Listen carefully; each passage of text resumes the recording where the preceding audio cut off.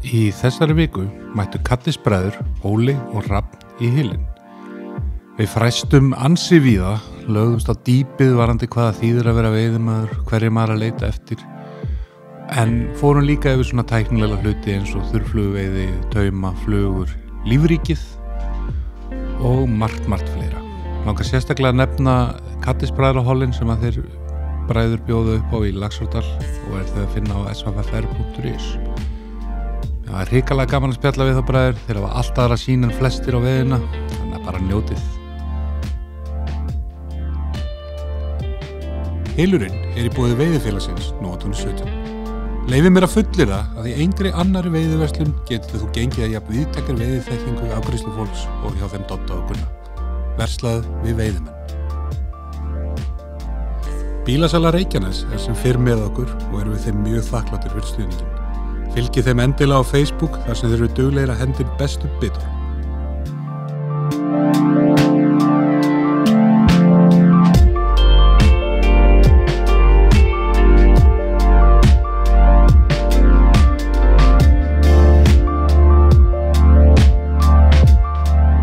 Kattisbræður, Óli og Hrafn, velkomin í Hylinn. Ja, takk fyrir. Takk fyrir. Ég ætla nú aðeins svona nörda yfir okkur í einhverjum silungapælingum í kvöld og kallaði ykkur til yfir nörda Íslands. Spenntir, komið spenna, nú erum við að taka þetta upp á mánudagskvöldi, 1. apríl á 5. daginn. Þetta er alltaf að byrja. Þetta er alltaf að byrja. Byrjar að prófa nýju veiðstangirnar sem búið að fjárfesta ég veitur. Já, ok. Já. Ég veit að þeir eru búin að sitja sveitið í væsin líka. Já, búin að sitja hverju viku og reyna að búa til kvöld úr þessu og bæði meðalans með kattisfélögum okkar og kattishópnum. Já, við förum vel við það á eftir það sem ég kalli kattishópin. Já. En já, og það sem ég langaði svona að imbráða ykkur út, því að þegar svona meira lagst yfir heldur en ég til dæmis þessar skordýra pælingar og annað. Og í rauninni, önnur ástæður með langaði að ræða við ykkur að þið hafið svona allt aðra nálgun á þetta heldur en ég og svo hafið þið innbyrðis líka svona hlurt öðruvísi nálgun á þetta ykkar á milli. Já, ótrúlega satt, þá eru mjög ólíki menn. Já. Nálgunsleitin á sig hvern átt. Hrafn, þú hefur mikið svona lagst í að rýna í náttúruna eins og lýstir við fyrir mér síðast þegar ég tók viðtal við. Hvað var það ekki, var það Akkillesarhæll eða hásinn eða hvað var það aftur sem á klúðraðir hana? Já, erum við ekki allir með Akkillesarhæll sem að, nei, ég seti sleit hásinn og það er sem út að vísi í. Já. Og var sendur í spelku og þegar farið í spelku í byrjun júní, það er ekki bestu fréttir sem þú færð. Nei, það er svona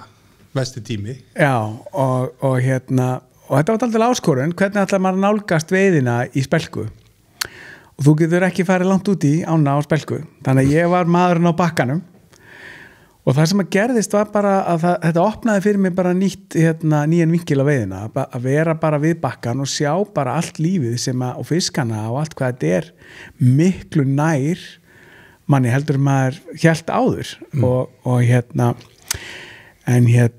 að þú tala svo skordýrapælingar og þetta og við vorum að tala þú varst með hann daginn vinn minn Ingól Davíð og hann kom svo skemmtilega inn á þjáninguna í þessu sporti. Ég held að þetta sé, ef maður fer skordýraleiðina í veiðinni, það eykur á þjáninguna en eykur rosalega á upplifunina, þannig að ég held að það hafi verið svona bara að dýfka sporti og gera sér þetta erfiðara fyrir og átta sig á því hvað þetta er ofbóðslega margslungið og skemmtilegt ef maður er tilbúin að fara í dýftina. Já. Þannig að ég var alltaf húgt á því að kafa onni þetta og líka svona að því þurrflugveiðin er svona, held ég hjá okkur báðum, svona uppáhalds aðferðin í þessu öllu saman, að veiða urriða í strömmvatni á þurrflugu og þá bara neyðistu til þess að kafa onni þetta ef þú ætlar að veiða þetta svona professional, skiljur, ætlar að glíma við allar aðstæður í þessu og skilja hvað er að gerast. Þannig að þetta er búið að vera alveg ofbóðslega skemmtilegt ferðalag að kafa hún í skordýrin. Ég reyndar enga vini lengur, þannig er enginn að tala um mig. Nennir ekki að veiða með vel. Leiðilegur í veiðihúsinu. Það var eitthvað í internetinu sem var reyður. Já, en ég gerði vídeo vorfluguna til dæmis og ég fekk komment á það, ekki frá veiðimennum, heldur frá breskum háskóla sem hafði mikinn áhuga á kynlífi vorflugna og fannst ég hafa komist að ansi langt inn í herbyggið þeirra með myndavélina. Já, ég meina menn skrifa heilu bækurnar þetta bara, og ennþá koma þær út sko, þannig að einhvað eru menn ennþá að koma stað. Og erfitt að finna gott myndefni ennþá. Já, það er ekki sem búið að toppa þetta vídeo vorflug. Þú ert bara komin á á skjána í fyrirlestrarsölum háskólaðum allan heim með þessu vídeoi. Já, kannski svona fulldjúft tekið þetta en þetta vakti athygli. Já, og vídeoi er frábært og við náttúrulega líkum því inn á kannski, ég veit ekki, Birgir, spilum við þetta ekki bara undir á meðan við erum að ræða þetta? Bara ég sem töluð orðum þetta í gangi. Með grunaða. En sko, við með þess að þurrflugveiði og svona, þó að þú hafi náttúrulega þína speki og Óli sína og svona, þegar við kynntumst fyrir nokkrum mánuðum síðan, það var náttúrulega magnað sko hvað eru forvitnir og opnir og jákvæðir gagnvart öllum pælingum í veiði, þú veist, mína pælingar allt öðru í sig, ég sest niður og nýti 100 flugur sem eru, og helst eiga þær allar að vera nákvæmlega eins og og svo nýti ég 100 aðrar sem eru nákvæmlega eins nema aðeins þyngri eða léttari eða minni eða eitthvað, og svo nota ég bara þessar 5 flugur allt sumarið. Og eins og með galdalöpina sko, 80% of the time it works all the time. En þeir eru því svolítið öðru sko. Já, og galdalöpina er náttúrulega frábær fluga og sérstaklega fyrir þegar þú ætlar bara að koma þér inn í þurrflugveiði, þá er svo gott að vera bara flugur sem þið flýtu vel og sérð, þá er það lykilatrið, svo bara gott taumasetup og þá getur fara að veiða. En það er þessi 20% þar kikkar allt hitt inn sko. Já, nákvæmlega, og maður er svona einhvern veginn alltaf að fikra sig í því hvar já, þú veist ef maður ætlar að fara að tala um eitthvað svona nördisma og svona, þá erum við alltaf að tala um þessi 10-20%, þú veist, við erum ekki að tala um þessi 80% af fiskum. Hvar nær maður þessum síðustu 10-20% í þessari þurrflugveiði til dæmis, svo við byrjum þar? Já, þetta er góð pæling. Óli, hvað segirðu? Hvað finnst þér etsi þitt líki í þessu? Þetta er mitt. Ekki að vera svona þáttastjórnandi, spyr annan þáttastjórnanda sem spyr svo viðmæla. Náttúrulega virka yngri bróður sinn. Já, það er fundamental munur hvernig við nálgast þetta. Ég approximata fluguval og set allt í presentation, tauma og nálgun að veiðistað. Á meðan hann hefur áhuga á accurate imitationir og þú ert í framsetningunni, hann er í flugunni. Já. Ok. Já, þetta er nú samt kannski frekar svona, ég er nú líka mikið framsetningunni. Auðvitað, við erum báðir í báðir. Þetta er svona það sem virkilega skilur hvað í þessu. Já, framsetningin er rosalega mikilvæg og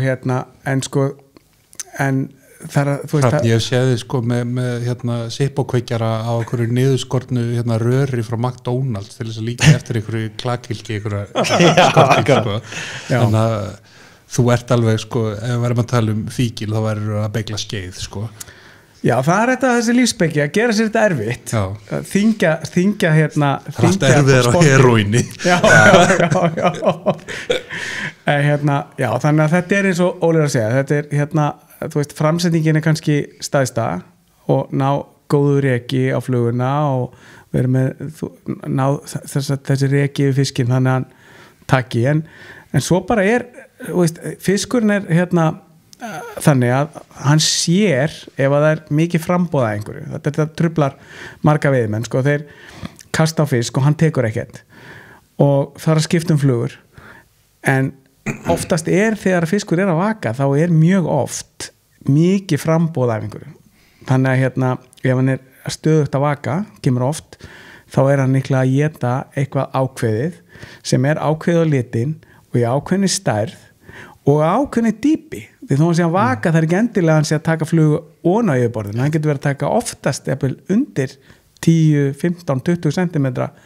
undir yfirborðinu. Það er mjög mikilvægt að læra að spotta þetta hvort hann er að taka. Svona, ef hann tók ekki galdalöp í fyrsta kasti þá getur þetta að fara að pæla eitthvað því að þá er hann kannski að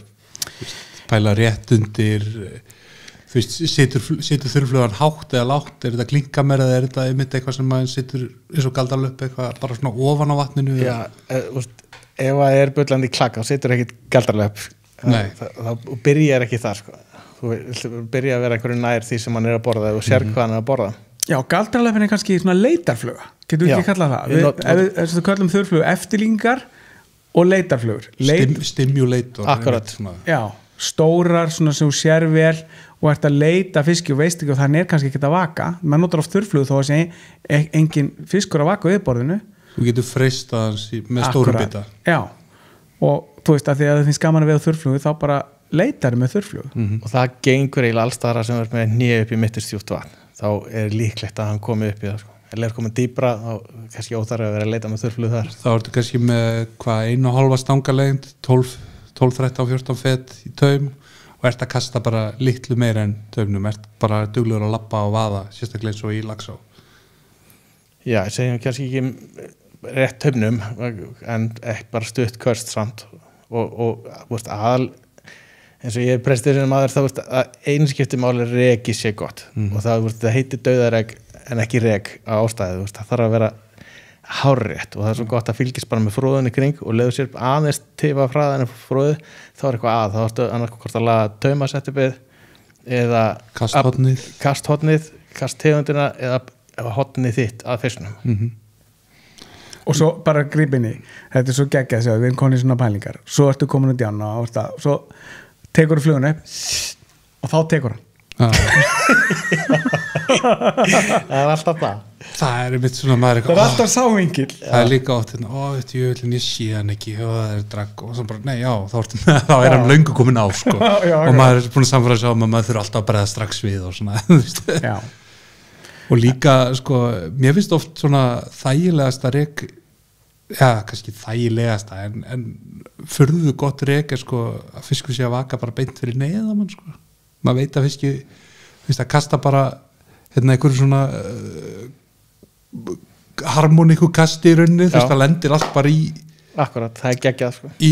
fuglarreiðri sko og svo bara svona strekkist þetta út þessu harmoníka fyrir neðan optimal presentation sko það er ekki drag og kemur flugan fyrst, kemur engin taumur og lína á undan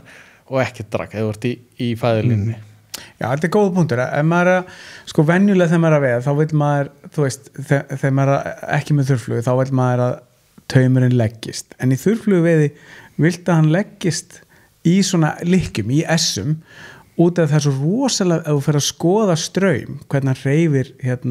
það er alls konar straumlínur sem toga í fluguna og þá veiður hann ekki þetta mikrodrag sem að kála mann svo Já, þannig að þess vegna viltu kasta með mjúkum stöngum af því það gefi ekki hennar kraft í lokin þannig að það rétt ekki alveg úr taumnum þess vegna með mjúka stangir þurrfluguveiði þannig að það er kastið svona flugan dettur svona út og taumurinn hlikast og þá er það líka að vera með taum sem er mjúkur því mikið af taumum eru stífir að vera með stífan fyrst og svo mjúkan láta síðustu fetin vera mjúk og þá er stífi eða kóneski bara að fjarlæga taumendan frá línunni og síðan tekum við alvöru taumur eins og þú ert að nota til að stjórna flugunni við þegar við sitjum nú í veiðfélaginu Gunni, er þið ekki með Supersoft einhvers staðar á vegnum eða er hann uppseldur það er einmitt hvað heitir þetta frá Ríó líka Suppleflex Já, frábært Þú veist að fremsti parturinn sé einmitt svona svolítið sem að leifir Já, síðustu fetin svona 24 fet Super Supple og þú veist þetta er alveg svona Þetta er geggjað Þetta skiptir nefnilega rosa máli í þessu sko hvort sem það er Kortland eða bara eitthvað þú sért ekki með alveg stíft flúrokarbon í taka þetta svona í hendina og krumpa og finna að þetta er ekki bara svona stíft heldur þetta krumpast með skilur það bara menn hafi huga þegar að nýta þetta í splæsa þessu við tauminn að passa bara hnúturinn þetta er svo mjúkt að þetta getur bara runni í gegnum nútin sko, eða það bara passar ekki að sitja nálega 100p sko. og kannski bara, þú veist, hérna við erum örgulega búin að missa 80% af þeim sem að byrja að hlusta því við erum komin svo vel inn í þetta sem er bara fínt. Nei, við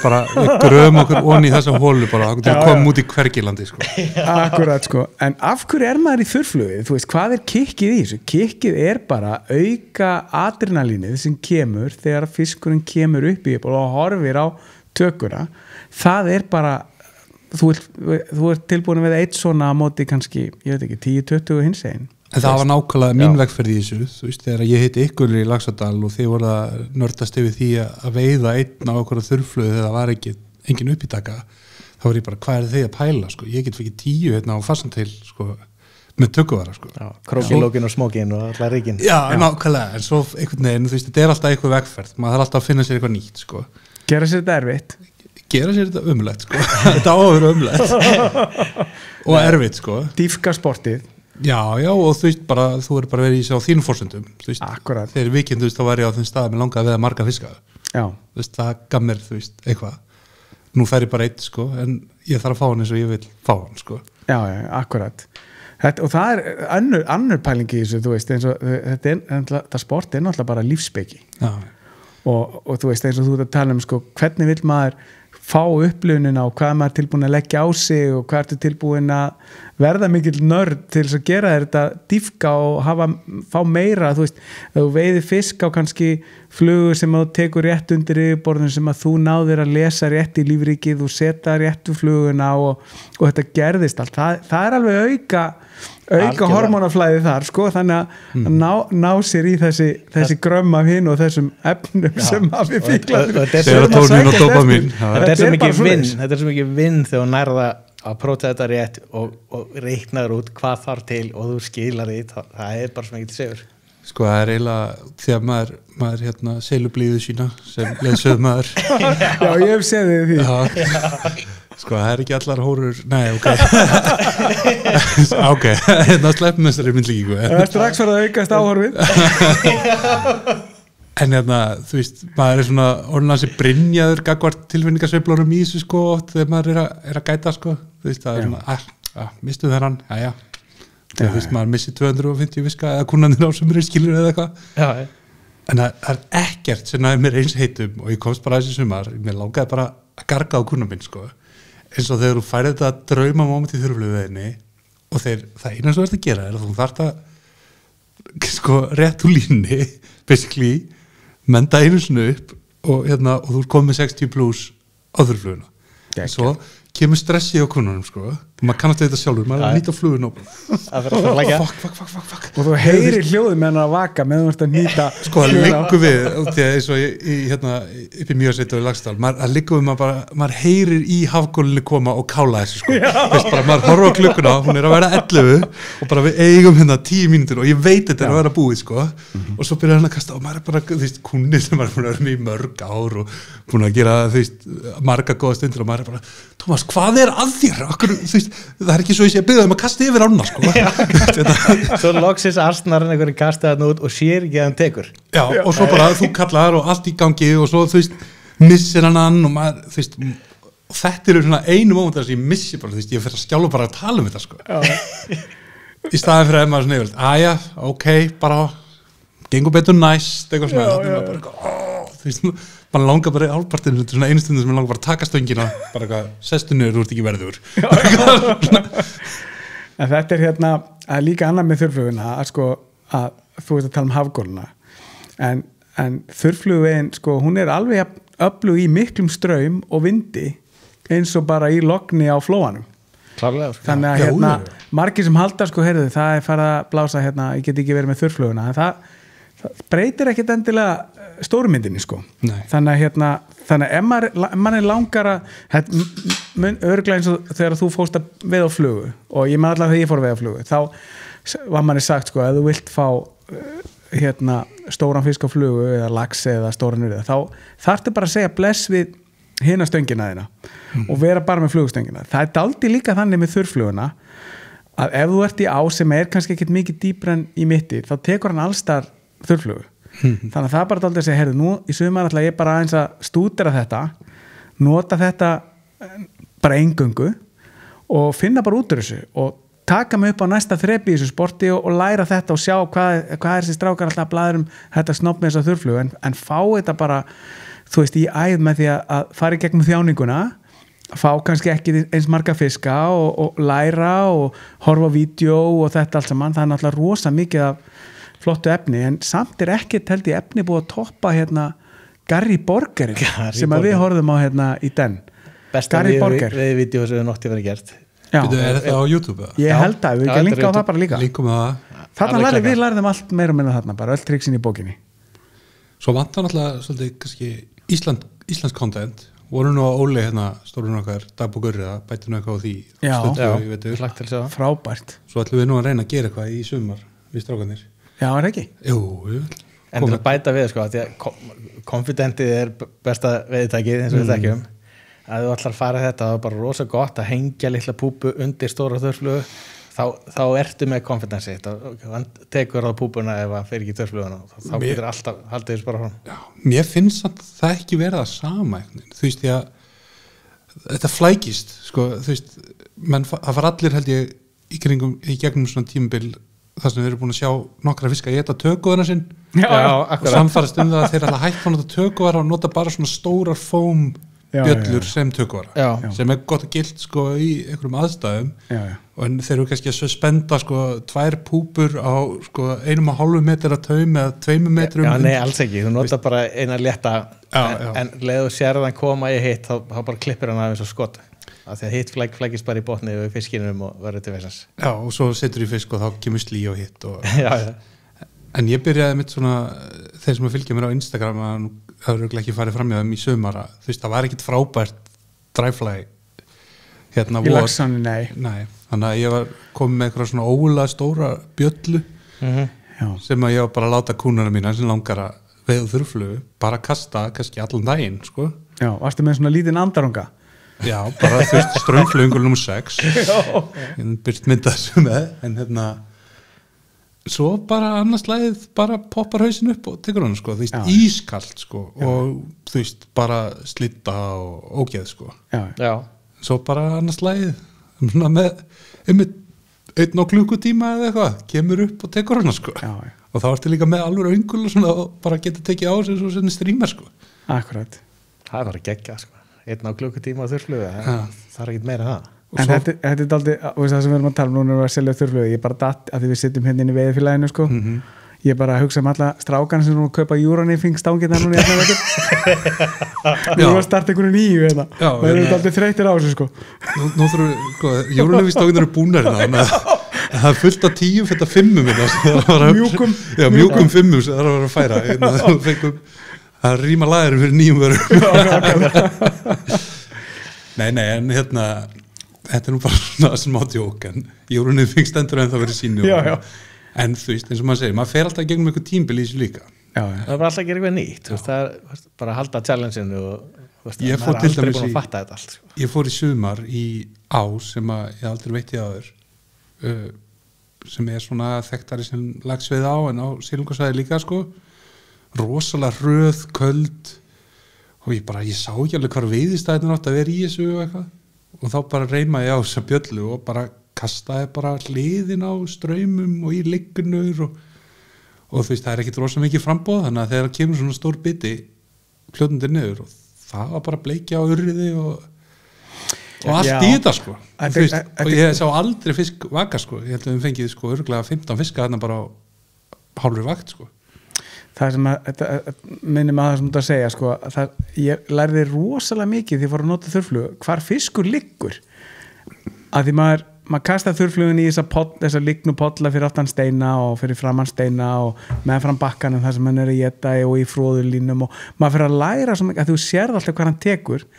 þú veist, öðruvísi þú ert að veiða með streamer eða púpu þá veist ekki almennilega hvar fiskurinn er þegar hann tekur en þú nærði alveg upp og þá fyrir að skilja nákvæmlega hvernig konsepti virkar, þannig að það er líka annar vinkill á sig, það er bara að læra hegðun fisksins með að skoða það með þurrflugu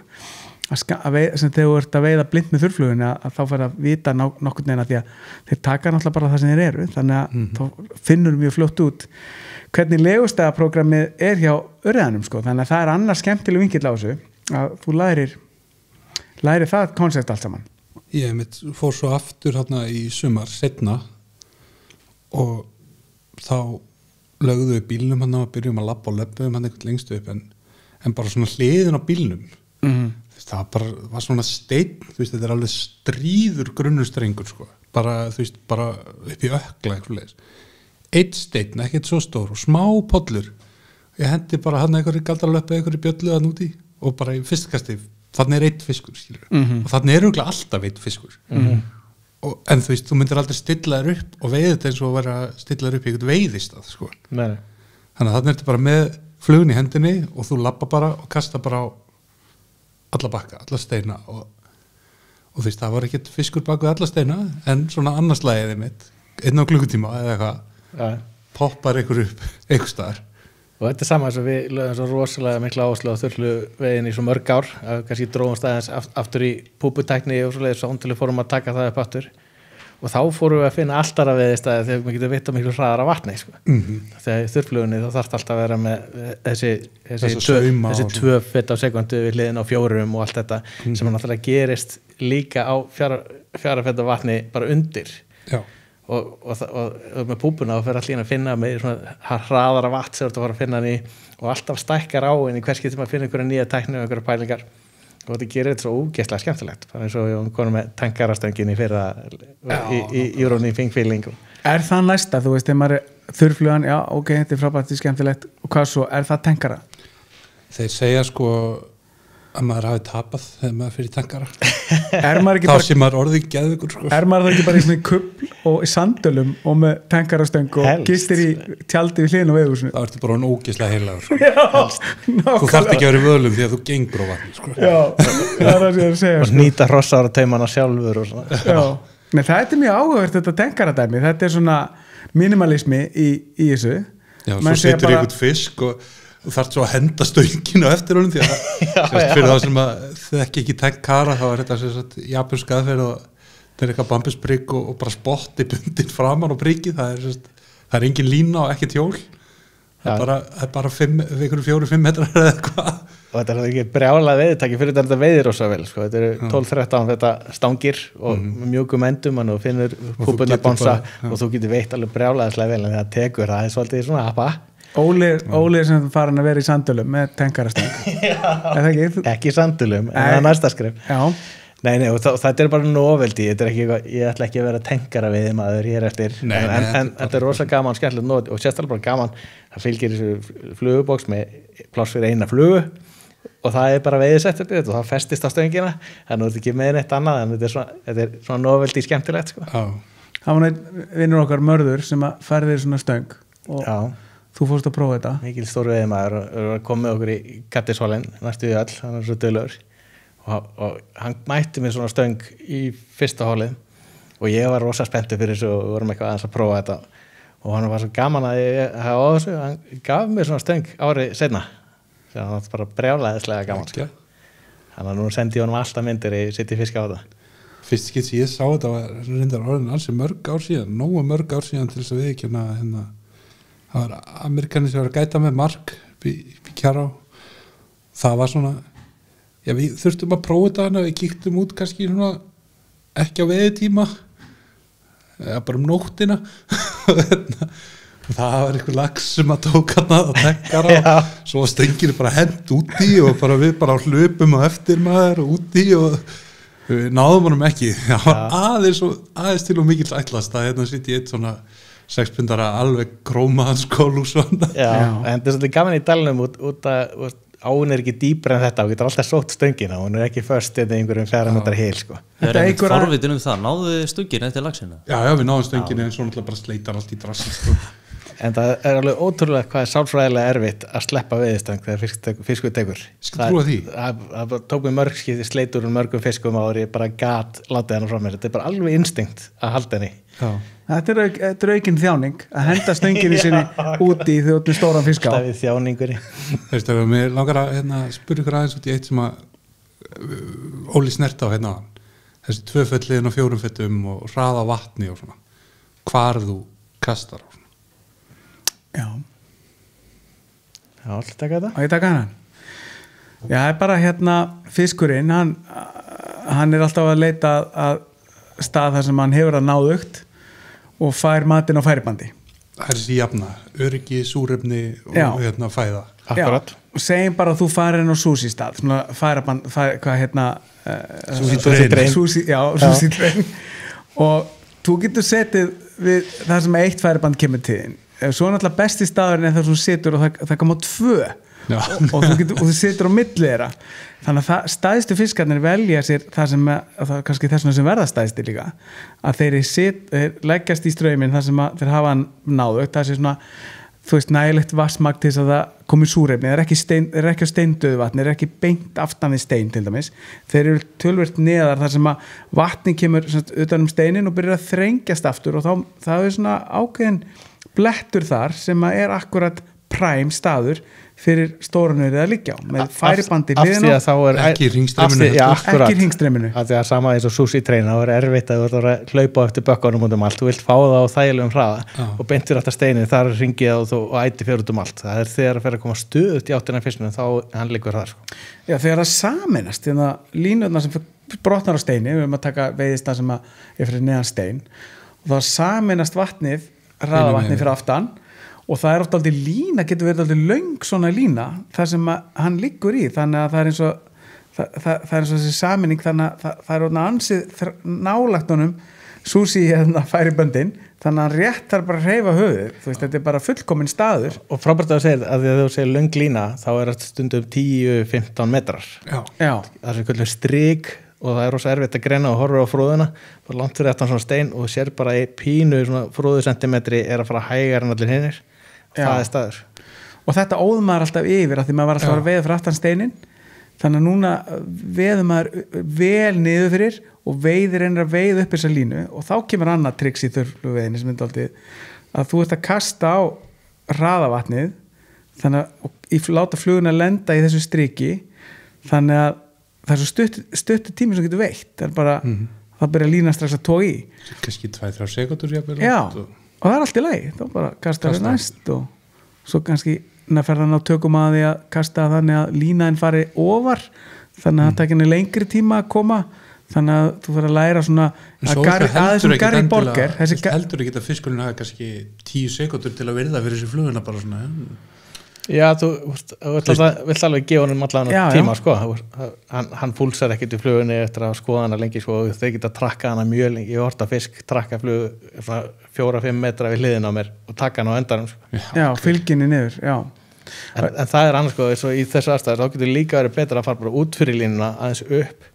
og kasta flugunni rétt yfir línuna og menda upp, þá dregur hann fluguna inn og þá fyrir rosa langt reka með að línan er að komast fram úr flugunni en svo líka með þetta, þú vilt náttúrulega ekki kannski, græðir ekkit á því að negla eitthvað lengra yfir þessu fiska og náttúrulega kemur flugulínan sjálf yfir kannski og eitthvað svo leið sko Já,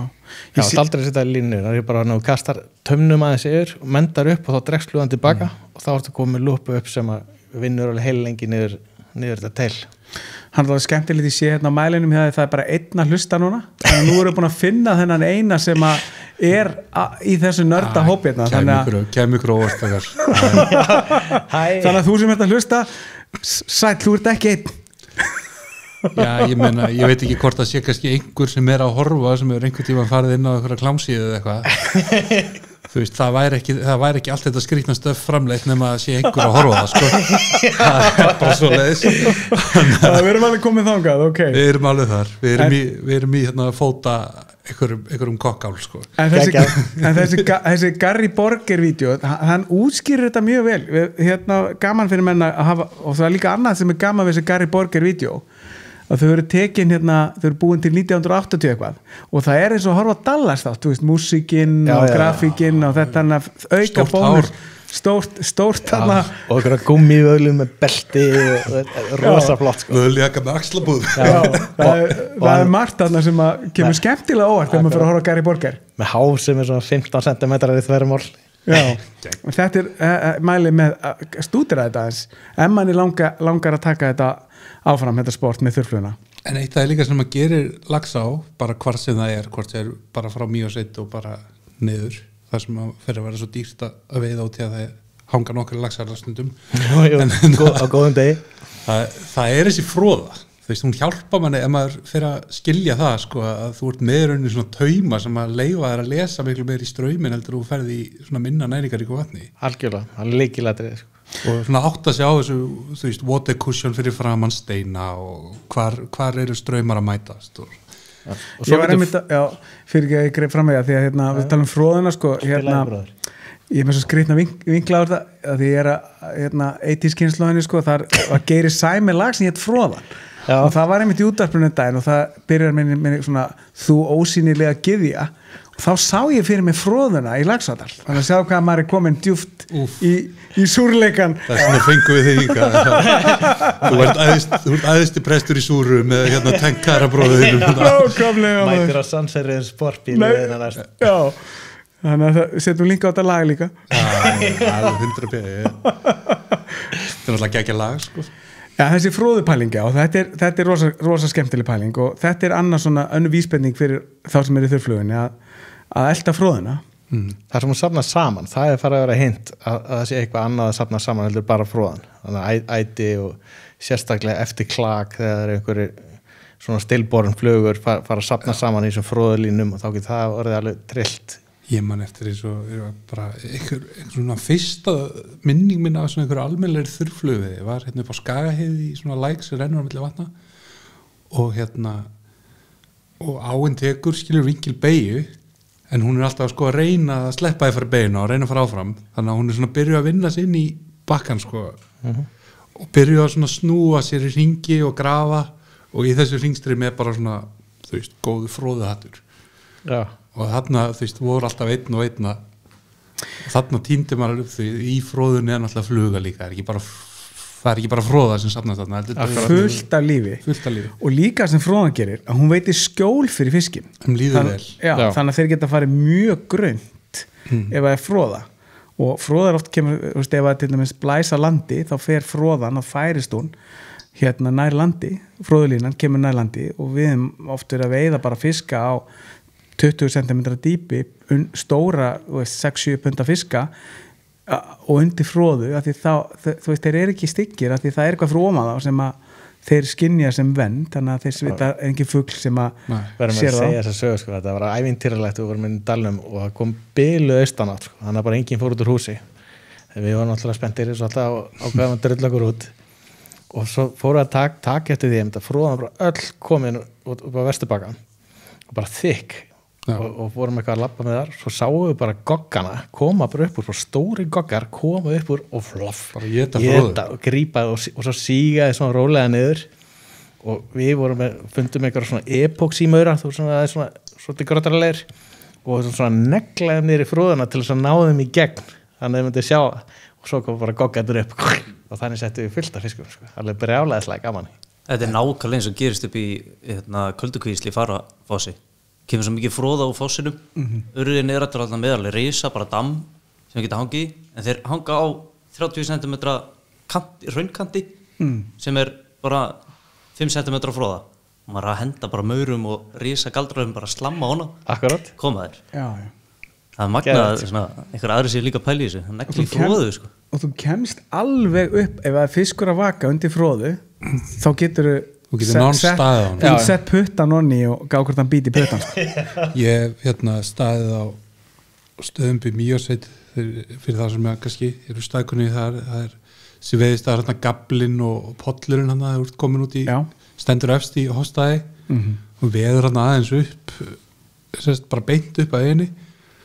og áður en hún fellur onni í pollin þá er svona góð fróðulína og á bjartri stöðum þá sérðu svona eiginlega undir hana sko, beigið aðeins svona með pólveiklarinn þá sérðu fróðuna hérna og fiskan undir og þetta er einhvern veginn svo ótrúlega surrealist dæmi sko og þetta er svolítið svona löng lína svona 10 metrar og ég var þarna á okkur ég hafði aldrei fattað hana stað beint sko þetta er ekki djúpt og þetta er svona, maður myndi bara ekki halda að þetta væri staður og svo labbaði bara svona lína það eru bara 20 fiskar í röð bara eins og, þú veist, það sé bara fjöldatakmarkan í Costco sko og þú veist, þarna settum maður bara í hvern og fætur öðrum maður gæti bara, ok, byrjum bara á þessum aftasta og bara galdra löpp, þú veist, of course, bara í fóm Já. og þeim líður svo vel hana þeir, þú veist, fyrir þeim öll hættan og ofan og þeir treysta því að það sér það ekki, sko en þú veist, ég vil að sé það ég er með svona skáhott, sko og þú veist, ég man ekki hvað ég setti marga fiska hana, en þetta var alveg ævintýralegt, sko og síðan þá hef ég bara treyst því ég þarf ekki að sjá það, þá sé ömulegt veður og eitthvað svona, ef að fróðan hana samansveitnuð, þá bara kastar í þetta og þú færði visk. Já, sem eitt svo líka talandi um fróðana, það annað sem hún gerir líka fróðan, hún segir þér hraðan á vatninu þú veist, þannig að fróða sem að fer hægar heldur en önnur fróða, það líklega að, þú veist, þá sérðu þessi súsíband. Já, þú finnur hægufróðana innan hröðufróða. Já, þannig að fróðan er algjörlega já, hún er bara besti vinur veiðimannsins, fróðan og krían. Já. Og eins með kríuna við töluðum um það í síðasta hjá þér að krían er rosalega flott að segja þér hvað þú átt að kasta þurrflugunni. Hún finnur fróðulínunar af því hún flýgur svo bara í hægar í fróðunni og tínir upp. Fer alltaf sama hringinn, skilur. Og er alltaf í fróðulínunum. Það er magna að horfa á það eins og í vörðuflóa í Mjösveit. Já. Það eru ekki bara það eru kríur og óðinshannar og mávar og svo bara láta þessi fljóta niður, svo fljúa þeir upp og niður aftur og bara hring eftir hring sko. Og það tína sko, það fljúa með ánni og tína þá og svo snúa við og fljúa upp ána og þá er það ekkert að pæla í hlutunum, svo fór maður niður að því þá er það á sama hrað áinn þannig að geggjað meira sé að mávarnir sko, það er eins og að lappi á vatninu sko, brjálega þess að rappið sýndi mér við vorum auðvitað þetta kattistóttari að sjá kríun að hún stingur sér onni þá er hann að ná í kattis. Já, einmitt, þegar hún fer undir brýtur yfirborðið og þá er hún að sækja púpuna kattispúpuna sem er að synda undir yfirborðinu. Mér finnst ég svo oft sjá kríu með taka seiði. Þetta er oft kattispúpa. Já, ok. Það er kannski þetta til stórar kattispúpa. Við erum alltaf að sjá þetta í alveg samhengi þar sem við þekkjum svona kattisklagsstaði og allt eru vitlaust, þá gerist þetta sko. Þetta eru stóri bitar. Já, risa bitar sko. Þannig að þú sér hann að fara á hausinn fyrir onni og þú ert í ljósaskiptunum, þá er mjög líklegt hún sé að taka vorflugbúkur og þá er fiskurinn að gera það sama. Já, nokkulega. Það er bara það sem er í gangi í lífríkinu. Já, og en oft er hann aðeins undir hann og sér það ekkert. Það er ekkert í gangi, en ef krían er að gera þetta, þá er stemmingin þarna sko. Það er biðröð fyrir utan þennan bar. Já, ok. Já, þetta eru marga pælingar og við náttúrulega erum mest svona að senda þetta náttúrulega í kringum þessa veiði í Laxárdalnum og Mývatnssveit og Laxárdalurinn hefur svona við komum nú svona aðeins inn á þetta síðast en þá voru við svona að byrja með þessa pælingu að vera með þessi hosted hall því að Laxárdalurinn er svona svolítið menn eru bara smekið að ráðast á það þetta er erfitt svæði, stórt og þetta er ekki auðlesalegt, það er eiginlega engin önnur svæði sem eru svona þú lappar ekki með reynsluna þína neistar annar staðar að og ferða veiða þessa staði þannig að þið komum upp með þetta koncept, þessi kattisbræðrahól hvað er það mörg í sumar og er á sent fyrir menn að joina þessa stemmingu? Sko, já, þetta bara heppnaðist rosa vel, þetta er bara skemmtilegt og það er einmitt eins og segir, það er við hefum gert þetta með Stangavífélaginu, þetta er svona sameiginlegt projekt og við byrjuðum á þessu fyrir 2 árum og það var 2 hol, ekki? Jú, það voru 2 hol og það var mjög gaman og menn mjög ánægðir og flestir komu svo aftur næsta ár og það sem við erum að hjálpa mönnum að bara stíga inn í þennan heim, þegar maður þarf bara smá aðstóð til þess að fatta þetta þú veist eins og fatta þetta með flóðina og það er svo mikilvægt bara að fá sjálfstraust hjálpa mönnum með sjálfstraust þú ert að gera þetta rétt, bara halda áfram og kannski aðeins að kenna mönnum að lesa þessa aðalstaði þannig að þeir margfaldi líkundin á því fái fisk og það hefur bara heppnast, ég held að eiginlega allir hafi upplifað það, þú veist, að taka stóran urriða og mikil ævintýri allar stangir fengi fisk þetta byrjaði með 2 orðlegum, svo eru 4 í fyrra og svo eru 5 núna og við erum með alls konar uppákomur og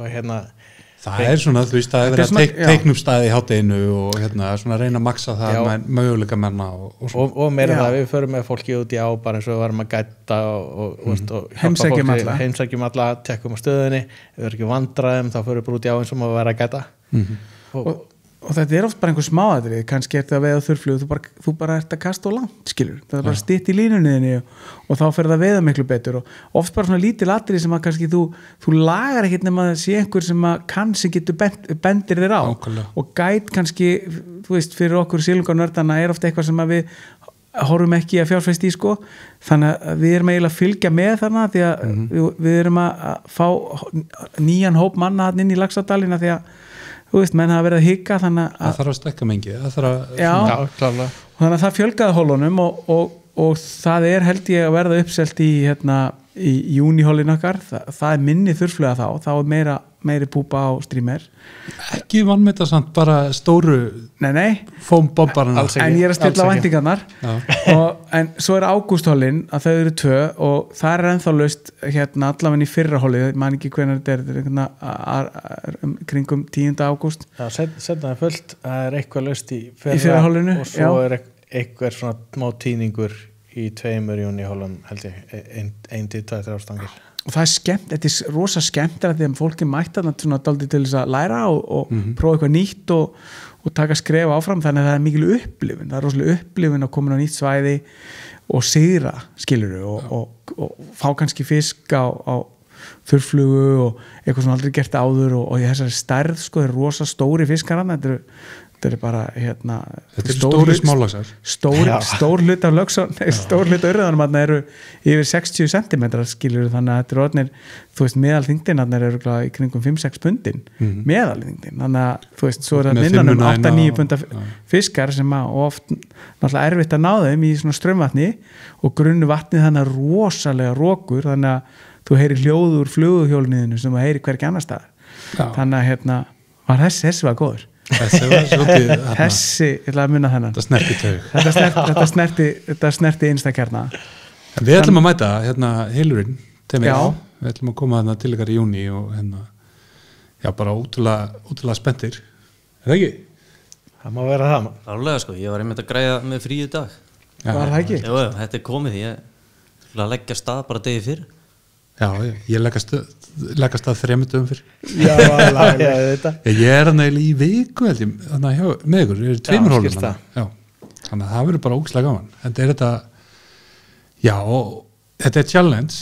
þetta getur verið ömurlegt en þetta álíka stundum að vera ömurlegt þetta er aldrei ömurlegt nei, skilur hvað ég er á við það á að þjást stundum líka það er þjáningi í þessu en svo líka þú veist kemur bara byrjandinn og fær fisk þú veist ok, það er búið að mála það er allir búin að hefja sig svo upp á því að þetta sé svo erfitt að þeir séu svo miklu sérfræðingar að geta veitt þarna þetta er ekki alveg þannig alls ekki mér er oft þegar maður er dregin að eitthvað gætir í sig kannski maður að fara í Mývatnssveit og eitthvað svona kombo það er að koma þannig í 2-3 daga eitthvað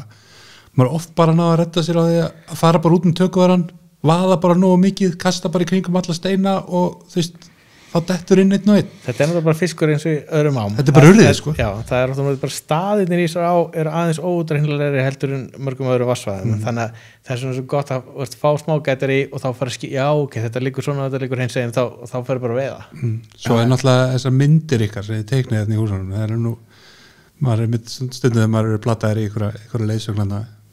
og teka fram því að hann ekki selja sig út af þetta heldur er þetta svona kannski frekar að maður er dregin af einhverjum gölum kunnum eða eitthvað sem vilja hafa maður með sér en þá er maður með eina mynd leikum við teikna í lóan ég man bara eftir SMS-i frá þér í fyrra er hægt að fá, er séns að fá mynd af geitanefinu það var ótrúlegt moment það er held ég bara eini staður í þessari á sem er símasamband og þú veist, fekk mynd náði svo að ringja í Valla líka út í á eða sendur Valla SMS eitthvað, hann bara sendur mig mynd sendi mynd af veðmannum 6 metra til hægri 68 cm urðið í öðru kasti senda hann aðra mynd, takk þetta er, það var því líka staðsettingar, ég man ekki við fengum einhverja lönduðum heldur 4 mann á geitanefinu og mistum eitthvað en þetta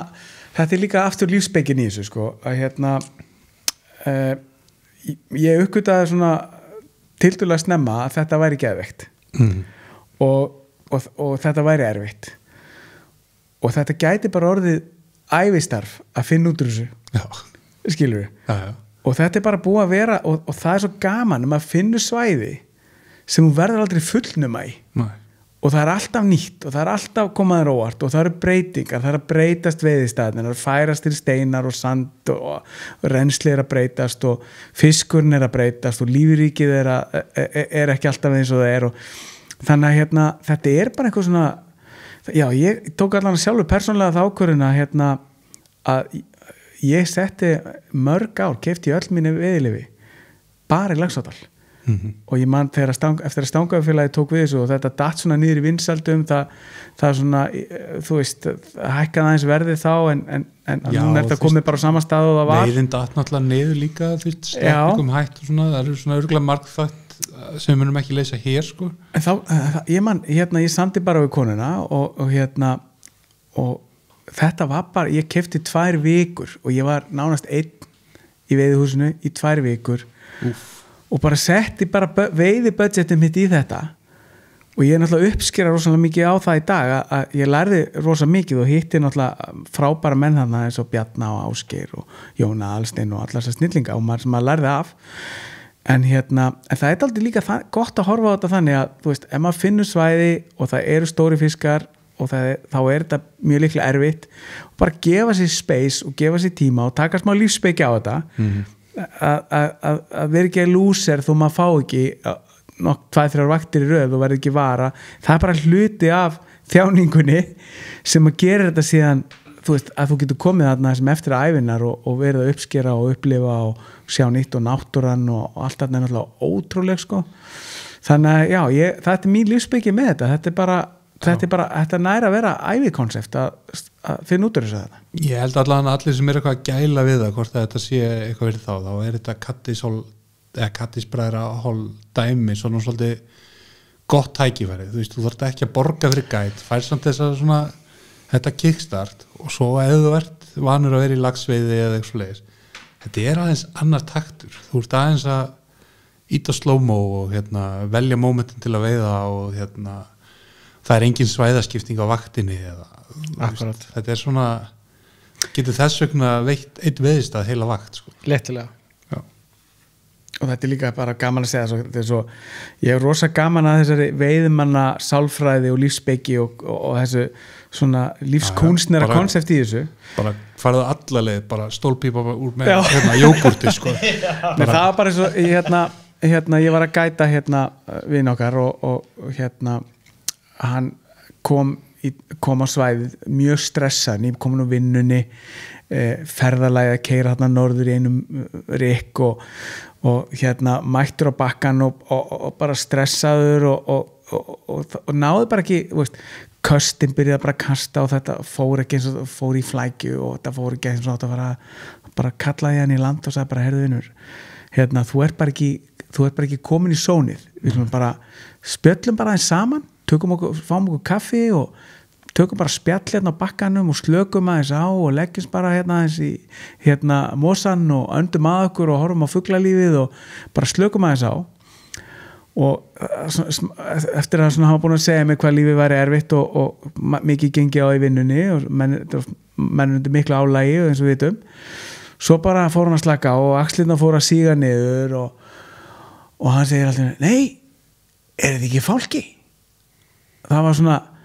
viðbragð að hann var komin í sónið og ég sagði ok, prófaði núna að fara út í og það var bara nýr maður mættur og það var fiskur flott köst það breytir öllu sko. Já, það er bara, maður kannast ekki vita maður er eitthvað að flýta sér og það bara gerist ekkert þetta er já, og það er alltaf sagt sko að fyrst þegar maður lærir í veiðin er þolinmæði en maður heldur að það býð eftir að fiskurinn taki en það er ekki það er að læra að stjórna skapin í sjálfum sér og díla við allar þessar aðstæður og vera í sónun það kemur þolinmæður og vera með allt flætt í könn er þetta ekki bara basically núvitund? Þetta er rosalega núvitund og ég held að við séum að skilja meira sportið eftir að menn fór að tala um þetta að fór að skilja í, þú veist svona sálfræði í upplifunum að þetta er ákveðna þarfir sem erum að uppfylla og ég pælti í svona þörfum hvað maður að leita eftir í hverju og það talaði svona 6 þarfir mannsins. Veiðin uppfyllir allar þessar 6 þarfir og það er sagt sko ef það uppfyllir meir en 3 þá getur orðið háður því. Þannig að þú ferði öll bóksin í veiðin skorir öll 6 bóksin. Manstu hvaða bóksið þeir eru það? Já, þetta er svona, fyrsta bóksið er þú veist, þörfin fyrir öryggi. Þá ferði á sama gamla veiðistæðin með sömu fluguna og gerum það oft svona fyrst og þú ferði sömu ána og með sama veiðifélaganum og upplifur svona ákveðna hluti. Svo er þörfin fyrir óöryggi, allar uppákomunnar og snjókomunnar og veðrin og ævintýrið og allt þetta, slæðan og allt þetta. Og svo er það þörfin fyrir að vera einstakur eða sem sagt svona slá í gegna eins og það gerist í veiðinni að þú veiðist stærsta fiskinn eða ert hrókur alls fagnar í veiðuhúsinu og farið athygli og allt þetta og svo er það bara samband þú veist, við annað fólk að þú ert að hitta með bestu viniðina og þetta er hópur sem er að hittast og það er rosa gaman á leiðinu við oft talað að oft skemmtilegustu hlutarnir af veiðferðinni er oft bara bílferðin á leiðinni í eftirvæntingunni og pulsurnar og hambúrgararnir og momentinn og djókararnir og allt þetta sem það er rosa stór hluta þessu. Facebook-chatið veturinn sko, skipulegja hvað að vera í matinn. Já, og hlusta á hylinn og leiðinni á veiðistæðnum og allt þetta og og svo finnst mér gaman líka hvernig þetta getur reynt á vinskap á einhvern hátt sem að annað gerir ekki. Það er algjörlega þannig. Og það er annað sem að þarf að læra að díla við og díla við að afbrýðisemi Já, kynnast vinum sínum í vombriða ástandi. Já, það er alveg, sko, ég á fullt af góðum vinum sem að er ekki gaman að veiða með, sko. Þetta er með nöfnu. Þeir vita hverjir eru, ég hringi ekki á þeirri fyrir að veiða. Skilur, svo ég fullt af góðum vinum sem eru, sko, heldur ekkert góðu veiðumenn en yndislegt að veiða með. Það er ekkert alltaf, mann langar ekkert alltaf að vera með besta veiðimannunum, þetta er eitthvað svona sérstætt samband að unna sér með einhverjum í veiði sko. Og svo er líka að þróast það líka bara eins og við erum bræður og við þurfum að veiða saman hversu leiðilegur hann getur verið en saman með vinnum sína að gangi í gegnum svona erfiða tíma og bara lokaðir einhverju veiðhús í einhverju táfílu og bara einn búið að fá alla fiskana og hinn er ekki neitt þetta svona treystir að maður þarf að yfirstíga og geta samgleðist og verið samt vinir þótt að það sé ekki allt balans og hérna þetta er svo rosalega skemmtileg pæling sko. Þú veist, þegar þú kemur í veiðuhúsið og svo ert þú eini sem ert ekki búin að fá fisk eftir 3 vaktir að þá fara margir bara í kung bara verða litlir í sér og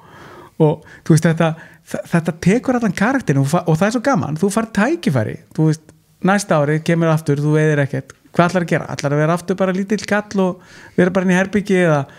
ætlar bara slaka á og hafa gaman að þess og svo fær bara pitti frá hinum og það gera enda verða sko. Já, maður bara vorkina þér og elsku kalli Vilt þú ekki bara taka góða staðin og góða stengina það gerur þetta alveg hand og nýtt Já, en svo er líka bara þetta sína auðmýtt stundum með maður bara einhvern veginn á vittlumsum staði í róteringunni og allt einhvern veginn fellur á móti manni það er alveg rétt en það er bara erfið fyrir margir ég fann það bara fyrir sjálfum mér þetta er eitthvað sem ég er búin að læra í veiðinni þú veist ég var svo stoltur að það var rosa erfitt að bara brjóta sig niður og díla við þetta sko. Ég fyrir mörgum er sko þeirra ego og svona self-worth er svo mikið bundið í það hvað geta sett margar línur í bókina sko. og sumir einhvern veginn komast aldrei úr því ég hef alveg verið þar sko. Fyrst alveg geggja gaman að helst ekki skrá til hverja vakt heldur skrá bara í lokin til þess að vera bara með þetta SSO og bara blaðsíðu við höfum allir verið að það allir verið að og það er bara fínt, það er alltaf að vera þarna og þetta er bara staður og allt það þetta er partur af vegferðinni já. Og það er ekki eitthvað aðra stig að vera hættur í þessu þetta bara, þú veist, ef þetta er bara það sem þér finnst gaman og þá er það frábært, en það eru margar aðra leiðir heldur en það að fá topp ánægju út úr þessu sko. Það er góð veiðmaður ég segi það orðanum kannski ekki þannig en bara Guð blessi minninguna hann sem veiðmann, Stjáni Ben crossfitari en hann orðaði mig sko að þetta eru svona skref fyrst ertu bara ánæður að vera þarna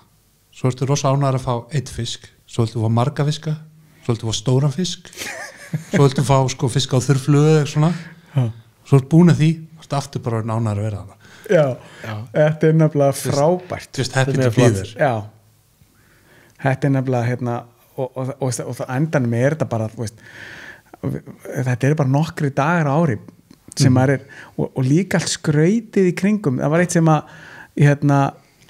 ég fór á tímabili að svona að bóka enga veiðiferðir, heldur bara stökkva bara því ég var í stuði og það var alveg gaman, en þá var engin eftirvænting.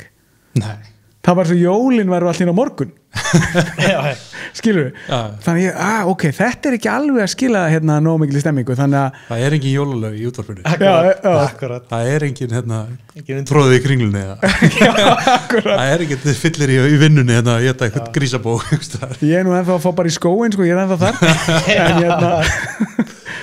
en skiljið, þetta er og þá fór maður aftur að bóka og eiga túra og nýta fyrir það og hugsa þann dag og skiljið, þannig að eða helgi endur að þið flugubóksið sko. Já, þetta er stórkostlegt hvað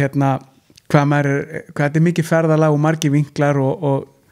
maður er aldrei komin á endastöðina sko. Svo er hérna, verður gláð margir verið vonbrigðum sko, þegar maður er svona einhver veiðigasari búin að vera hérna með podcast og hérna þykjast vita allt og eitthvað lalala, svo hittir fólk með einhvers þar í veiðhús og svo bara skrá ég ekkert í bókina þegar ég fæ aldrei litt þegar maður er alltaf bara ekkert að naga strá. Já. Ég maður oft pælt í því sko, þú veist, næsta stig, við vorum að tala um tenkarastöngin á hann, þú veist, hvenær verðum við bara för við og þegar við sjáum hann vaka á svona, kom með einn. Ég var komin langlegin að í fyrra sleppa stönginu. Ég átt svo gott hausljós síðan það var eitthvað, ég fjallahjólum á tímabili og ég var farin að fara ferðir bara sjáfisk með hausljósi sem er sem er þetta ógislega gaman á haustin sko. Þetta er bara hérna, þetta er ótrúlega hérna, margir vinklar á þessu. Þegar hérna ég og Þorgils hófum þessa Haukadals á ævintýri hérna sem hefur nú verið lýst í þáttunum eftirminnilega Þorgils, þá fengum við að fara sko kallinn sem vorum að vinna fyrir fékk ánaðan í útbóði 2012 eða eitthvað og við ættum að taka við 2013 en við þurftum alltaf að fá myndir af ánni og svona, og þetta var svona smá hostile hann að hann var ekki tilbúin að láta hennar myndir en hann var tilbúin að lega okkur að fara sko 10. júní og taka myndir nema við máttum alveg kasta nema bara ekki með öngli því að þú getur ekki bara tekið mynd það þarf að vera veiðimaður inn á myndinni og svona. Þannig að ég fikk Þorgils til þess að kasta með sönrein nema það var engin öngull á sko. Og við bara löpum allána og köstum ég að taka myndir og hérna Þorgils náttúrulega frábært módel en sko hann fekk 4 laxa. Það bara kom á 4 stöðum bara bombaði sönrein sko, var á í 2-3 sekundur og svo bara boing. Það bara nóg sko, bara geggja 10. júní bara í high water eitthvað. Þetta er bara veið og sleppa. Já, þú veist, engin öngull. Þannig að þú gerir eitthvað væntingar að landarum. Nei. En bara að fá tökuna. Tapar aldrei. Nei, þú tapar aldrei. Akkurat. Takan var ultimate goal. Já. Þú veist, það er ekki langt síðan ultimate goal var sko að sækja fiskinu reik sko. Akkurat. Þannig að þetta verður alltaf einhvern veginn súrar og súrar nördapælingar eins og ég segja, við endum ekki bara með hausljósi eins og heila róli hérna göngum á vatni í sandölum með tenkarastöng sko. Vinkuð þeim bara. Hvað eru það tímastrákar?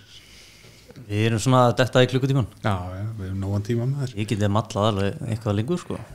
Var ekki búið lífríkja nördast nú? Átti ekki eftir taka eitthvað þar? Já, við erum nú bara eiginlega valla búin að snerta á því sko. Ég var nú eiginlega bara til að opna box sem eru búin að vera með á borðinu í klukkutíma sko. Þetta er bara nesti mitt sko. Borðað þú bara fóm og svona hára alls konar dýrum. Nei, það er hérna, já, það eins og vorum að tala með kannski í byrjuninni, þú veist, hérna þessar lífríkispælingar sko, að hérna var eindáldi skemmtileg saga sem að við erum nú vitni, þú varst að veiða upp í Mjósveit, við erum að veiða í Laxárdal, það var í lok júlí og það verður algjör sprenging í galdraflugunni eða það sem á ensku hérna BBO, Hawthorne eins og hún heitir, svörtu stóru flugurnar með rauðu lappirnar sem setja svo, fólk kannast við þar úr kvönnum og svona, setjast Akkurat. Alltaf í kvannir Já, og klekjast úr mýra, klekjast ekki úr ánni sko. Nei, það bara Klekjast setjast í úr hvernig og dett út rökum í jarðvegi já, og einhvern veginn einstaklega svona klömsi í flugi sinu já, og svo náttúrulega eðlaða sig með að festa sig saman og verða þá tvöfald klömsi já. já, Það kannski svona það sem að galdralöppin að herma eftir er bara svona svört klessa með einhverju rauði í silúettunni og þetta náttúrulega fiskurinn elskar þetta og þetta gerist náttúrulega bara,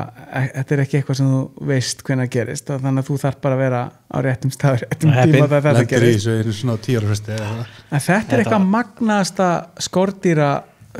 dæmi sem við höfum lendið og við lendum í þessu allir 3, þetta er alveg fyndið mismunandi stað á sama degi akkurat. og það var bara þá er það sem sagt bara með bakkanum, þá detta þér af könninni og þú sér bara það byrja að koma, við vorum að veiða á Pollnisunum, við sáum byrja að koma Kreppuvík. já, við sáum að byrja að koma niður og þetta eru alveg svona stóri svartar bollur sko, en við sáum enga fisk. Já, fyrst voru bara, hvað er þetta? Því að maður ekki séð svona þetta er stóra bollur, 2 saman, þetta eru stóra flugur, það eru 2 saman og bara á meters millibili að flæða þetta niður og ef þú sér ekki fisk þá er ekki fiskur þarna. Nei. Þannig að Hrabbi sagði strax, hlaupum niður eftir, ég held ég veit hvað þetta er og við byrjum bara að hlaupa með linni og svo komum við hérna niður á slæði og þá er bara allt vitlaust, það er bara út allt sko. Það er bara eins og allir fiskarnir á slæðinu voru þarna nokkrum metrum. Það var bara 10 fisk að vaki einu.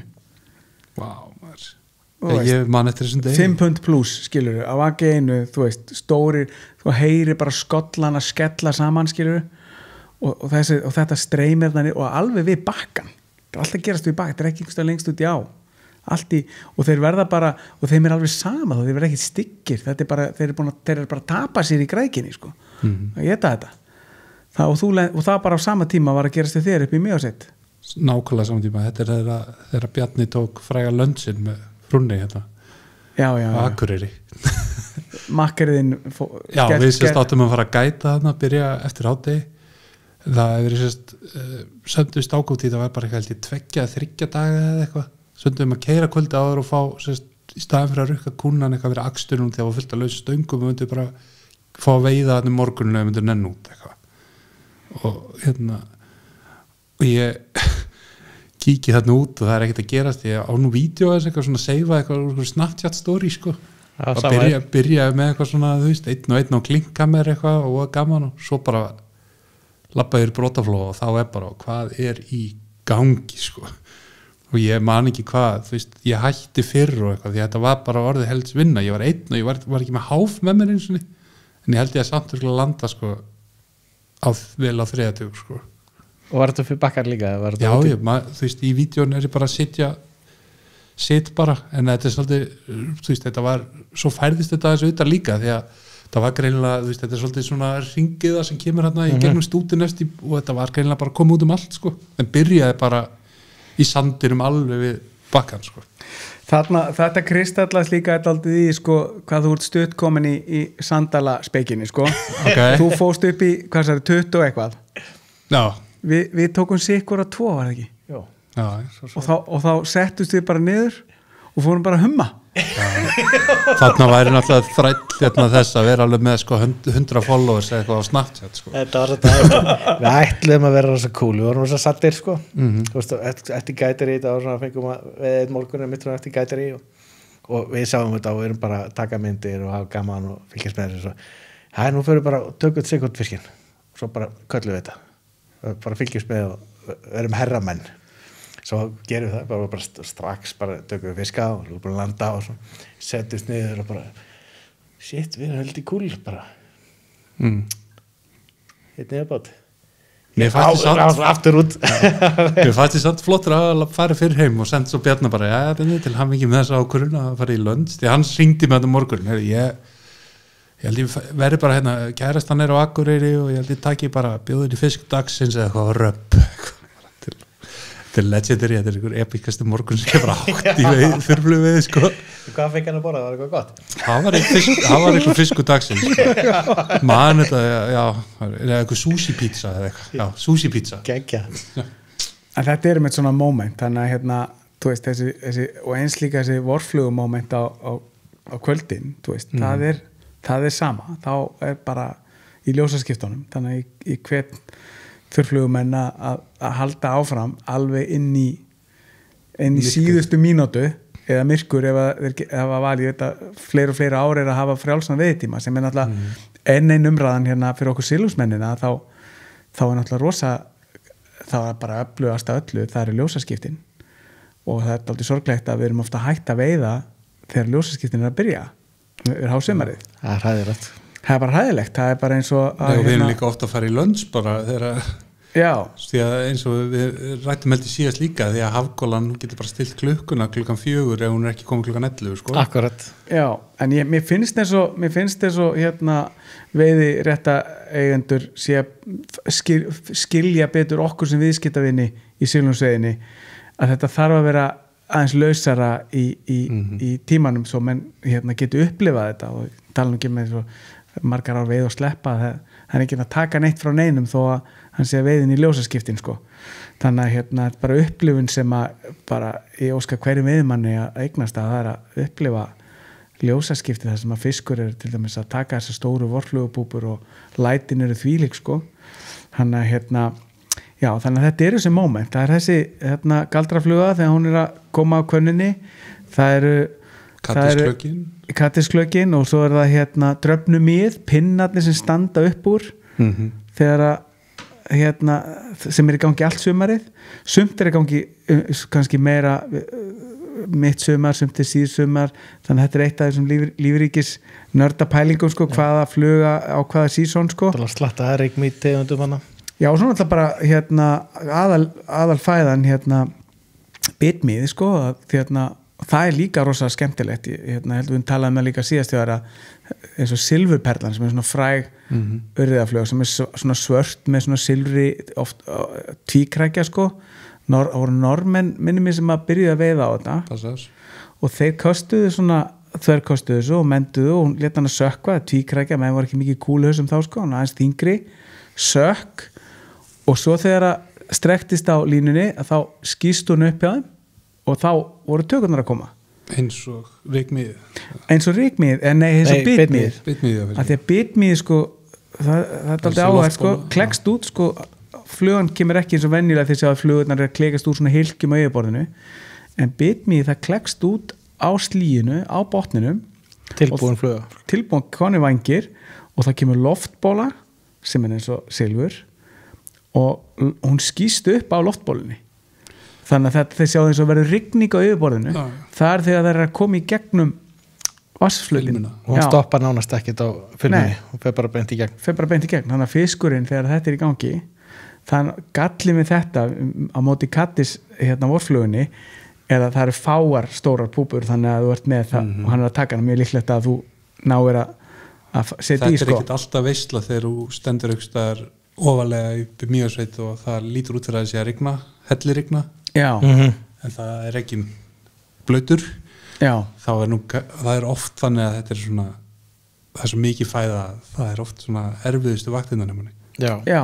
það er mjög rætt en þú vilt líka eftir þessu þá er það þetta, þá kastaru kannski hérna eins og ég var að sína hérna í bóksinu ekki að ég sýnt þessar litlu svörtu með kúluhausunum silfurkúluhausum við myndum þetta bara alltaf eftir ekki og hérna þegar það er sem sagt, kannski með 2 á, getur með 2 á kasta bara þeir kasta og lyfta þeim síðan upp og taka þær í gegnum flötin, bara aftur og aftur en þetta er það sem fiskurinn er að taka og en þú ert náttúrulega smá lotteri þín er innan 40 milljónir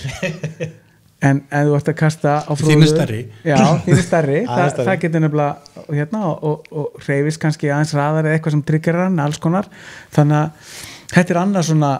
dæmi og ég man í fyrra þó að það veri hérna mikill þörungur en það var rosalegt mý og ég sá í fyrsta skipti eitthvað sem ég bara aldrei sé áður að í soginu þarna þar sem að brúin er yfir í Laxárdalum þar sem að áin þrengist þar liggja, þetta undir djúpt og þar liggja mjög stóri fiskar því að þetta er bara svo tregt, það er mikið æti og þarna plantar sér stóri fiskar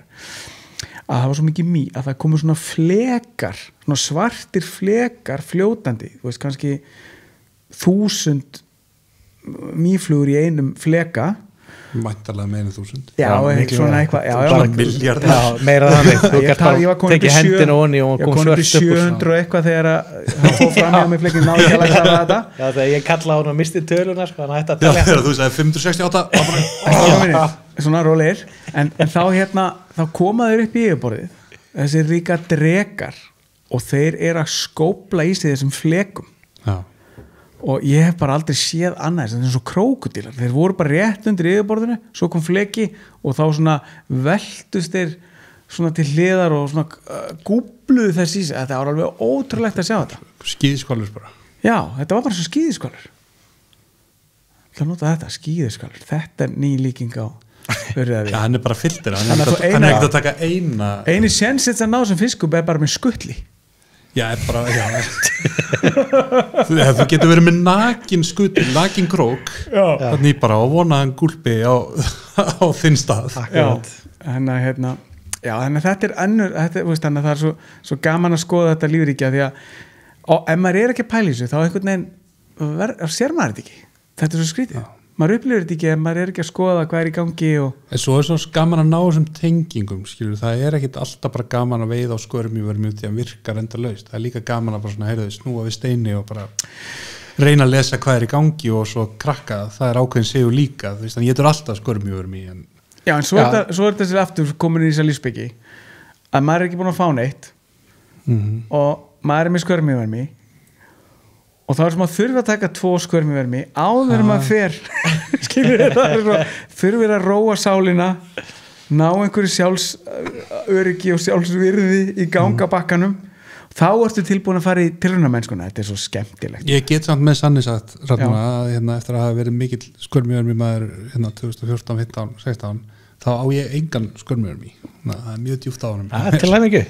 Takk, ég er frelsaður Finnur til skamma farið svona skörmiskömm Já, farið skörm, já og segir svona við og svona hvað veist það tók að fessan til sko, þetta er bara fluga sko. Blóðormurinn Ég meina,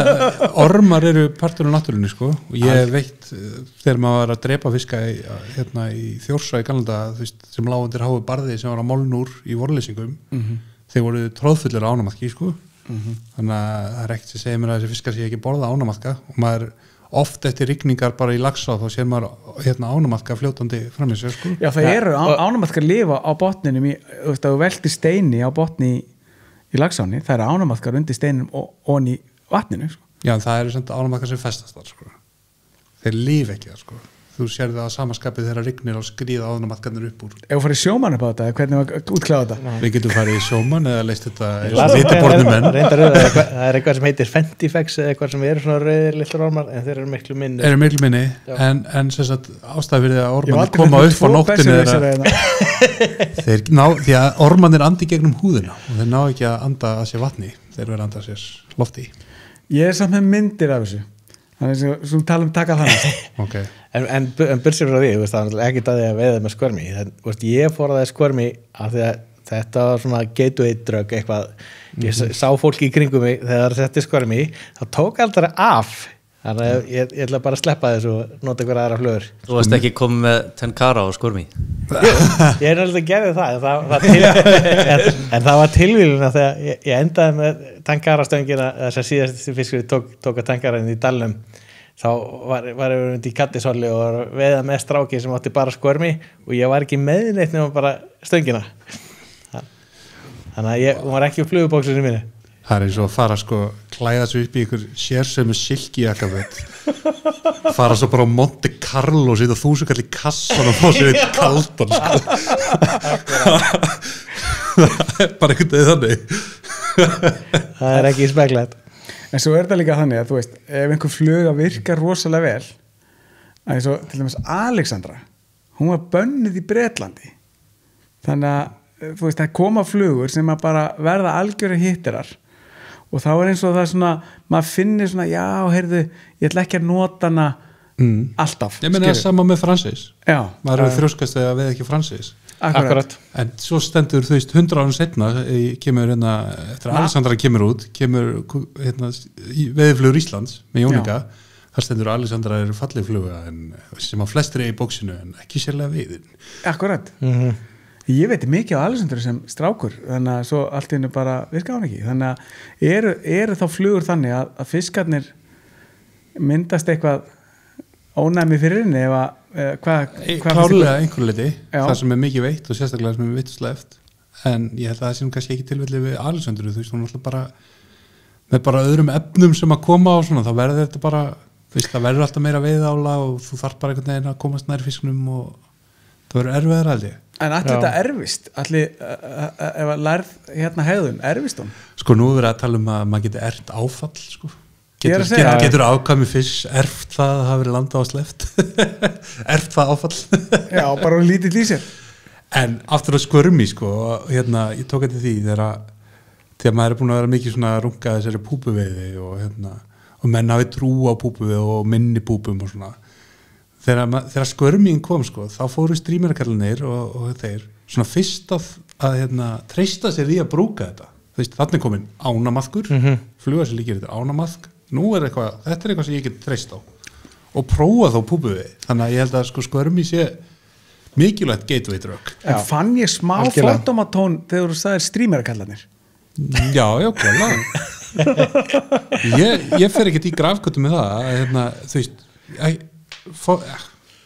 ég veit ekki alveg hvernig það er ekki svo mjög illa við strímerkallana mér finnst það bara einhvern veginn og ég veiði sjálfur á strímer og gaman að því sko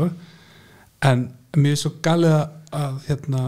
neita veið á púpu eða neita læra veið á púpu eða þú veist segja að ég veit það ekki því að ef þú vilt því að í enduðu degi þá hefur maður líka séð það að þeir eru bara litlir í sér og langar að veiða eitthvað þú veist það er ekki að veiða í dag og strímer eins og þeir veitu fyrir 30 árum síðan eins og gömlu Holly Mjönsveit og Lagstar þú færði ekki eins mikið Já, akkur er það? Það er bara út af því að það er það þessi lærða, er það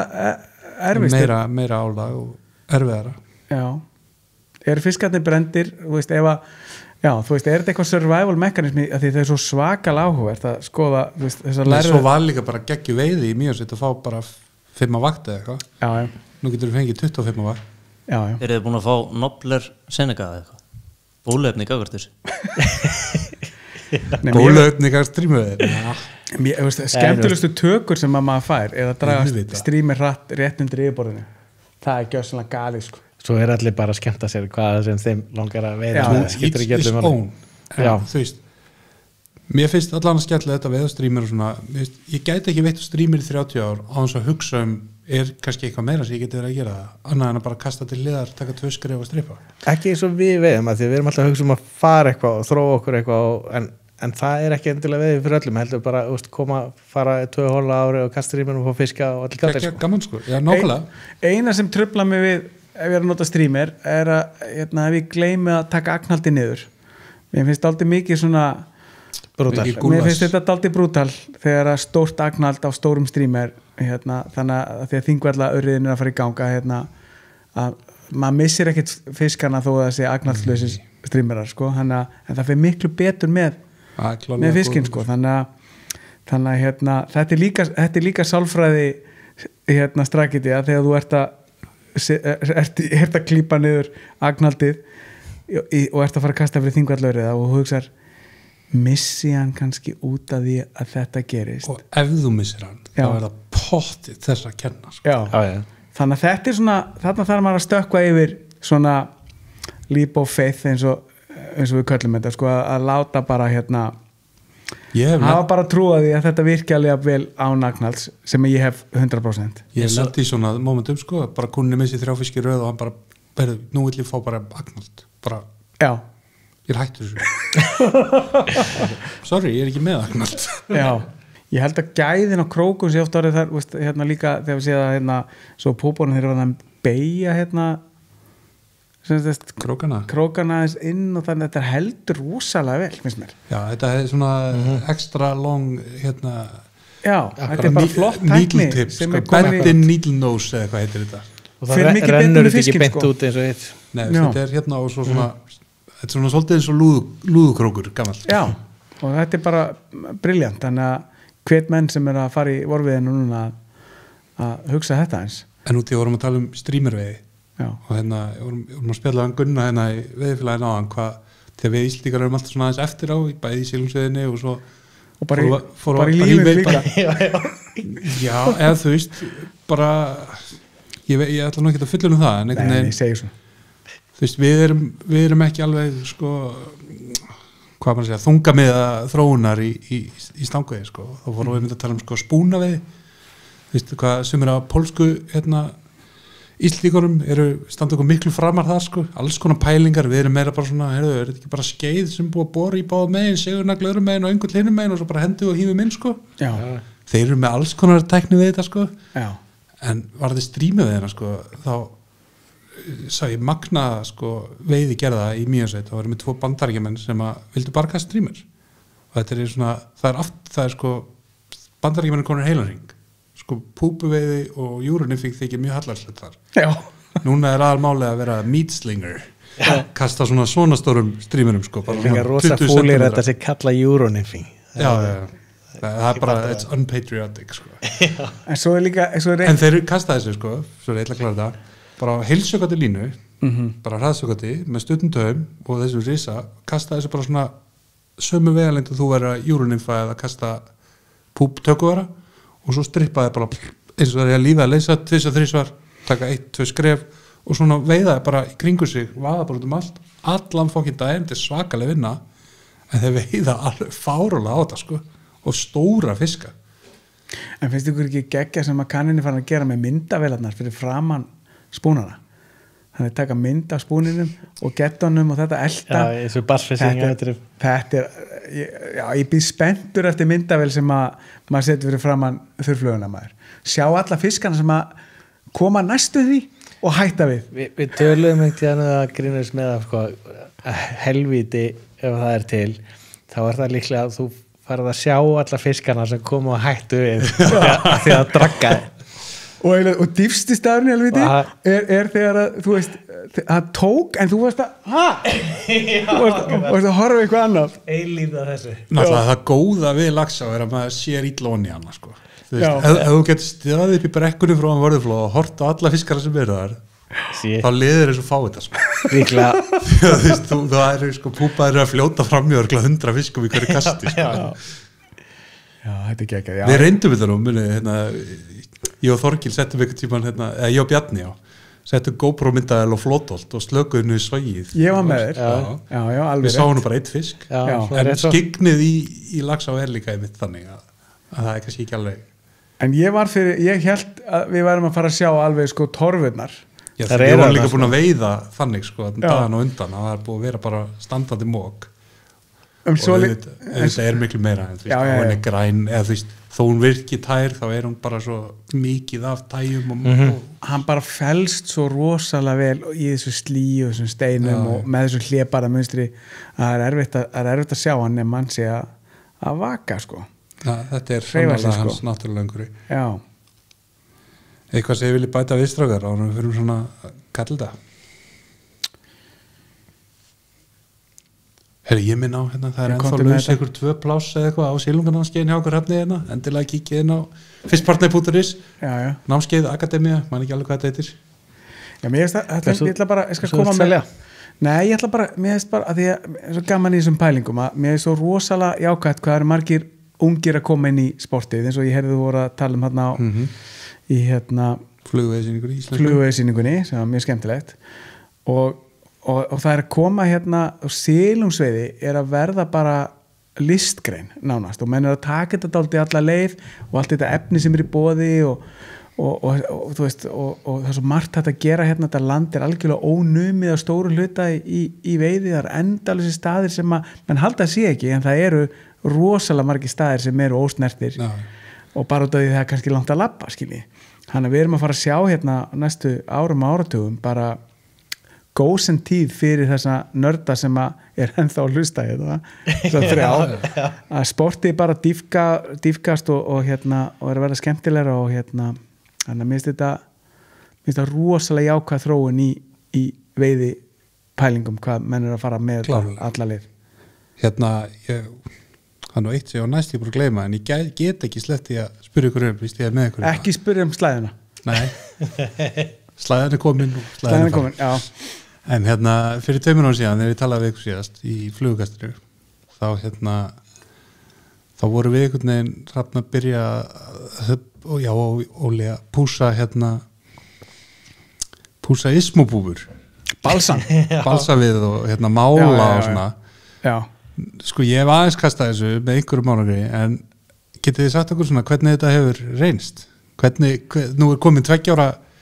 reynsla á ismóin. Já, Hrafn seldið. Ég veit ekki alveg hvort þetta súmist svona, en við græfum þetta þetta svona close-up sem við klippum svo inn á þetta. Já, þetta er búið að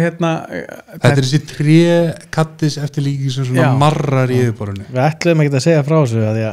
þetta er svo brjálað sko. Það er bara aldrei séð eins mikið af fiski síðan við setjum þetta á. Nei, þú segir frá þessu bara. Nei, þetta er bara aftur að dýfka sportið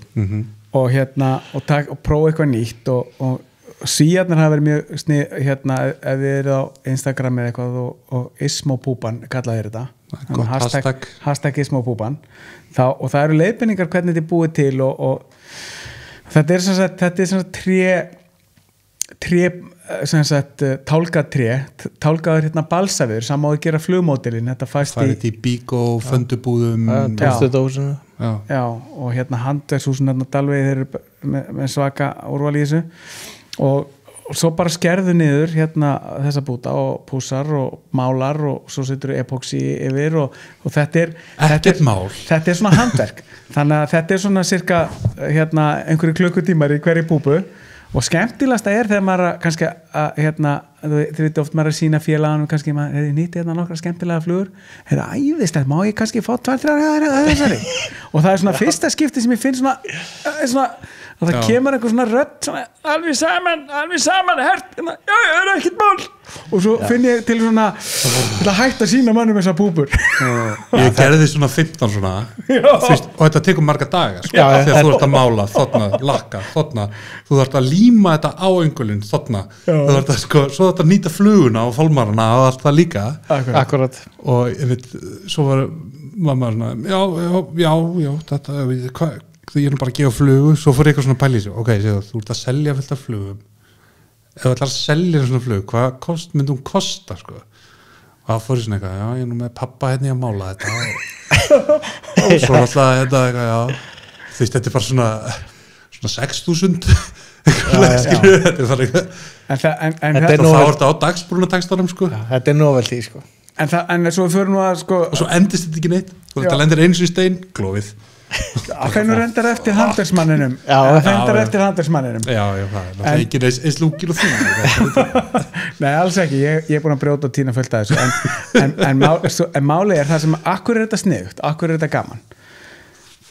af því að þetta er púpa sem er rétt í yfirborðinu og hún marar akkurat eins og raunverulega púpan gerir, svo sést í vídeónu sem við ætlum að setja link á púpan syndir svona rétt í yfirborðinu. Hún er svo stór og þung, hún næri ekki að lyfta sér af, hún starf synd í land til að þurrka sig og fljúga í burtu. Já, þessi tegunda vorflugu er þannig og þetta, sko, urriðin elskar þetta og hann tekur þetta með látum og þetta þarf ekki endilega að því hún er syndandi, þetta þarf ekki að koma döður ekki. Þetta er þurrflugu. Þetta er sving og jafnvel stripp eða menn er að hreyfa toppinn. Já, og getur kasta hennu upp í strömmin og kiftinni hratt niður og fengið rosalega tökur á þannig að þetta er bara rosa skemmtileg aftur, þjáning að búa til og þjáning að gefa og en svo koma þessar rosalegu tökur og svo brotnaðar stundum í stórum urriðum þeir náttúrulega bara bryðja þetta sko, þannig að þeir sitja bara eftir með tannstöngla milli tannana úr balsaviðnum frá þeir sko, en ég sé alveg ótrúlega skemmtilegar tökur á þetta og þannig að þetta er bara að gera ef að mann hafi ekkert að gera einhverja daga að prófa að hendi í nokkra balsa. Já, held ég á góðan póka af svona máluðum og nú bara eftir að líma þetta á og lakka. Já. Maður fari ekki þetta bara næstu helgi. Algjörlega. Páskarnir, hvað er betra en að Þetta er aldrei páska, þetta er svona gull, þetta Já, er skemmtilegt. þetta er páska, þetta er svona Þetta er páskagangur. líkt á lítinn gogg og svona, en þetta er skemmtilegt. Herri, ég held að við séum alveg Við erum þetta alveg farnir. gogga komment samfara með það að við séum alveg farnir stryggir Þetta sést að löngu hættir að Það er hlusta. allir löngu Allir löngu farnir. Eins og hættir að taka upp fyrir löngu sér. Já, batterið búið. Herri strákar, takk hérlega að vera komin að hérna í veiðifélagið svona síðunætur á mánudegi í Dimbilvíku og bara hérna góða stundir. Takk fyrir að fá okkur. Og takk fyrir þessa þættiðina, þeir eru stór skemmtilegir. Takk drengir, það eru svona sérfræðingar eins og þið sem að gera þetta þess virða stúsast í þessu. Takk hérlega fyrir að hlusta. Mér langaði að segja ykkur frá Facebook síðu þáttarins, Hylurinn hlaðvarp og einnig að hvetja ykkur til að subscriba og likea þar sem þið hlustið, hvort sem það er á YouTube, Spotify eða Apple Podcast. Takk fyrir.